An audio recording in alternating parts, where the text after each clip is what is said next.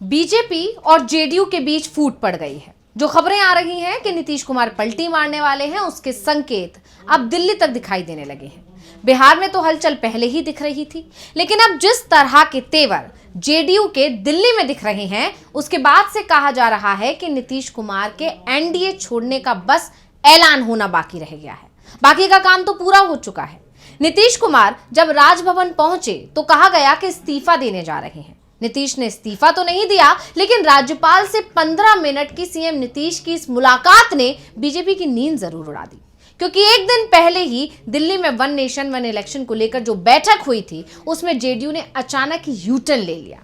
इसके बाद कहा जा रहा है कि आने वाला जो बजट सत्र होगा वो मोदी सरकार के लिए बेहद मुश्किल भरा होने वाला है। तो क्या है पूरा मामला जिसके चलते अचानक ही बीजेपी की बढ़ गई है मुश्किल, इसी पर आज हम अपनी स्पेशल रिपोर्ट में करेंगे बात। नमस्कार, मैं हूं अंशिता। बिहार में बदलाव होना तय है, कब होगा बस इसी पर सवाल है। पहले कहा जा रहा था कि साल के आखिरी में जब विधानसभा चुनाव होंगे तब बदलाव हो सकता है, लेकिन पिछले 1 महीने से बदलाव की एक कोशिश तेज हो गई है। दावे होने लगे हैं कि नीतीश कुमार ही अब बदलने की तैयारी में है, वो पलटी मारेंगे। इसकी चर्चा लगातार चल रही है और इसका असर दिल्ली में दिखाई दे रहा है। 8 जनवरी को दिल्ली में एक देश एक चुनाव को लेकर बनी जेपीसी की बैठक हुई और इस बैठक में इंडिया गठबंधन के सदस्यों ने सरकार की मंशा पर सवाल उठाए। सबसे बड़ी बात तो ये कि विपक्ष की आवाज में इस बार जेडीयू की आवाज भी मिलती हुई दिखाई दी।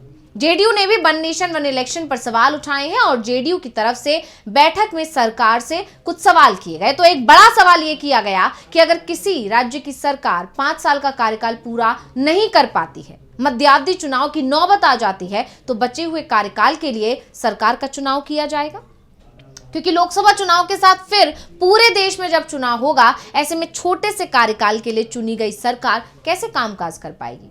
जिस तरह से एक 5 साल के लिए चुनी गई सरकार फैसले लेती है, वैसे फैसले 2 साल के लिए चुनी गई सरकार नहीं ले पाएगी। दरअसल बिल में प्रावधान किया गया है कि लोकसभा और विधानसभा के चुनाव साथ में ही होंगे।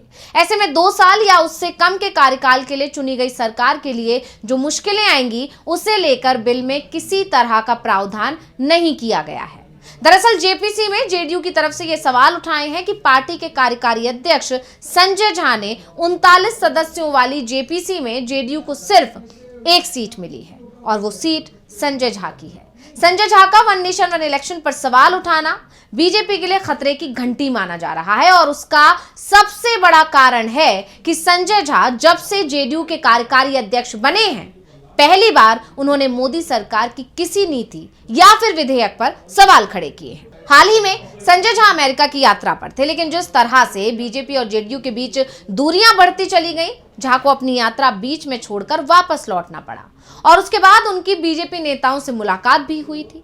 दावा किया जा रहा है कि झा को बीजेपी ने संदेश भेजा था और उनके भारत लौटते ही डिप्टी सीएम सम्राट चौधरी से उन्होंने मुलाकात भी की, लेकिन जो टकराव शुरू हुआ है उसमें कोई नतीजा नहीं निकला है और इसके बाद कहा जा रहा है कि सम्राट चौधरी के साथ जो झा की मुलाकात हुई, उसमें इस टकराव का कोई समाधान निकलता नहीं दिखाई दिया और इसी का असर अब बीजेपी और जेडीयू के बीच जो दूरियां बढ़ रही हैं, उसके रूप में सामने आया है। और इस बीच ये खबर भी सामने आई कि नीतीश कुमार पटना में गवर्नर आरिफ मोहम्मद खान से मिले हैं। गवर्नर से नीतीश क्यों मिले, इसे लेकर कई तरह की चर्चाएं चल रही हैं। संजय झा से भी पत्रकारों से सवाल किया गया कि 14 जनवरी के बाद नीतीश कुमार एनडीए से निकलने की तैयारी कर रहे हैं, तो क्या इसीलिए गवर्नर से वो मुलाकात कर रहे हैं। तो झा ने कहा कि हाँ, निकलने वाले हैं, लेकिन जल्दी ही वो संभले और कहा कि यात्रा पर निकलने वाले हैं। साफ है, जिस तरह के तेवर अब जेडीयू के दिखाई दे रहे हैं, उसके बाद कहा जा रहा है कि बिहार में कोई बड़ा खेल होना तय है। बीजेपी को अब नीतीश से ज्यादा संजय झा के बयान डरा रहे हैं, क्योंकि नीतीश कुमार पहले ही ये बात कह चुके हैं कि दिल्ली में जेडीयू और बीजेपी के बीच जो भी बातचीत होनी है, उसके लिए हमारी तरफ से संजय झा ही फैसला लेंगे। यानी जो स्टैंड संजय झा लेंगे वही जेडीयू का स्टैंड होगा और झा का स्टैंड बता रहा है कि जेडीयू बीजेपी से दूर जाने की तैयारी में जुट गई है। नीतीश के एनडीए छोड़ने के जो संकेत पटना में मिल रहे हैं, वैसे ही संकेत अब दिल्ली में जेडीयू के कार्यकारी अध्यक्ष ने भी दे दिए हैं। झा के बयानों के बाद अब एक बार फिर 14 जनवरी को लेकर चल रही जो हलचल है वो तेज हो गई है, क्योंकि अब खबर आ रही है कि नीतीश कुमार के इशारे पर अब संजय झा पटना में जेडीयू का दही चूड़ा भोज का आयोजन करने वाले हैं और उसमें विपक्ष के नेता तेजस्वी यादव को भी बुलाने की तैयारी है। संजय झा के आयोजन में नीतीश कुमार का जाना तो तय ही माना जा रहा है। बिहार से सांसद पप्पू यादव तो पहले ही ये ऐलान कर चुके हैं कि नीतीश और लालू तो भाई भाई हैं। 14 जनवरी को दही चूड़ा होगा और इसके साथ ही बिहार में बड़ा खेला भी होगा और अब खेला होने का समय भी करीब आ गया है। इसके संकेत वन नेशन वन इलेक्शन की बैठक से मिल गए हैं।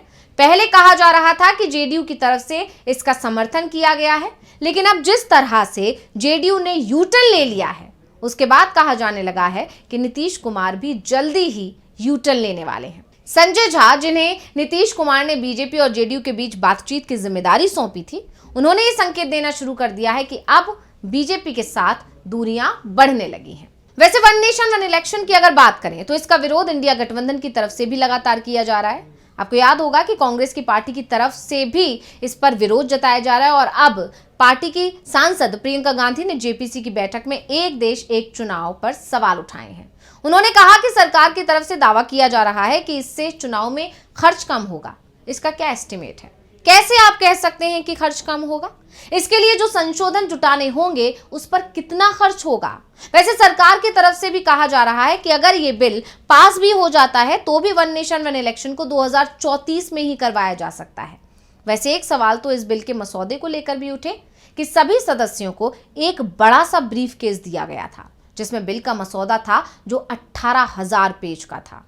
ऐसे में अब अगर हम चुनाव आयोग के सीसीटीवी पर किए गए दावों को ही देखें तो चुनाव आयुक्त राजीव कुमार ने कहा था कि जो लोग सीसीटीवी मांग रहे हैं वो इसका मिसयूज करने के लिए मांग रहे हैं, क्योंकि सीसीटीवी की रिकॉर्डिंग अगर वो देखने लगेंगे तो सालों निकल जाएंगे और वो सीसीटीवी की रिकॉर्डिंग नहीं देख पाएंगे। ऐसे में अब जब सरकार ने जो मसौदा रिपोर्ट जेपीसी सदस्यों को दिया है उस 18,000 पन्नों की रिपोर्ट को पढ़ने में सदस्यों को कितने दिन का समय लगेगा? अगर एक दिन में 200 पेज भी पढ़ जाते हैं तो भी कम से कम 3 महीने का समय सदस्यों को लगेगा ही लगेगा।